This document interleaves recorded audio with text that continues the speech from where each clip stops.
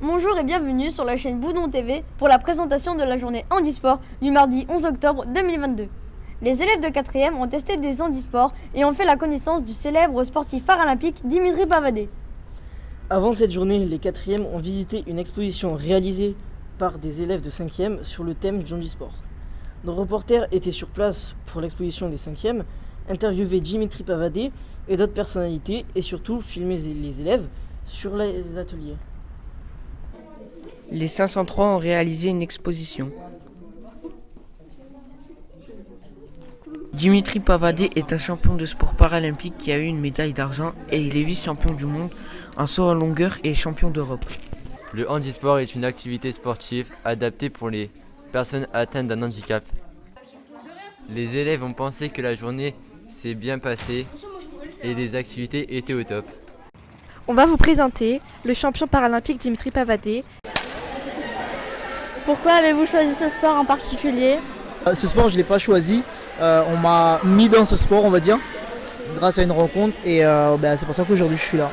Il pratique ce sport depuis 6 ans. Il a commencé son parcours paralympique en 2016 par le javelot, le saut en longueur et le sprint. Il est champion de France, vice-champion d'Europe, vice-champion du monde et vice-champion paralympique.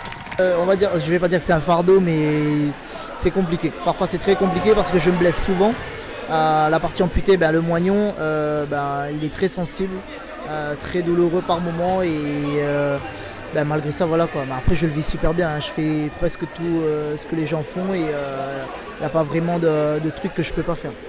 Pourquoi vous avez voulu faire cette journée ? Eh bien écoutez, pour nous c'est très important de pouvoir allier la diversité qu'offre le sport et notamment le handisport et de pouvoir le présenter aux jeunes qui dans un collège peuvent avoir accès aussi à ces activités grâce à ce type d'opération. Pensez-vous que cette journée est réussie ? Je pense que c'est une totale réussite, notamment avec le concours des élèves qui sont hyper motivés, souriants, également vos professeurs qui vous encadrent toute la journée. Pourquoi avez-vous voulu faire cette journée ? Eh bien, c'est dans le cadre du partenariat que nous avons avec le collège depuis 5 ans. Nous avons encouragé cette classe média donc depuis quelques années. Et dans le cadre de ce partenariat, comme une opportunité se présentait pour organiser cette journée dans le cadre de la préparation des Jeux paralympiques 2024, nous avons candidaté avec le collège et on a été retenus pour cette journée. Nous avons interviewé Monsieur le maire. D'abord, il trouve que cette journée est enrichissante pour apprendre la différence et vivre ensemble. Ensuite, nous lui avons demandé s'il avait mis des choses en place à Bolène pour les personnes en situation de handicap.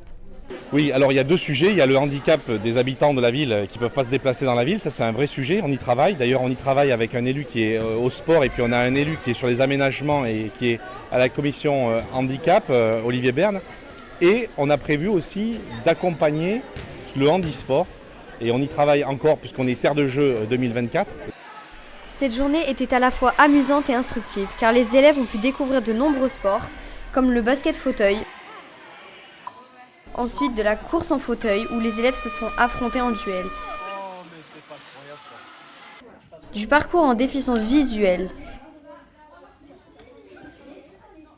Voici maintenant un interview d'Angélique qui va nous donner son point de vue. Connaissiez-vous le handisport avant cette journée ? Oui. Que pensez-vous du handisport ? C'est bien pour les personnes qui souffrent d'handicap. En quoi cela a été difficile pour vous ? J'ai pas eu trop de difficultés. Est-ce que le fait de vous mettre à la place de personnes non valides vous a donné une prise de conscience ? Si oui, lesquelles ? Oui, parce que c'est plus compliqué de jouer à la pétanque assis que debout. D'accord, merci de vos réponses et de nous avoir écoutés.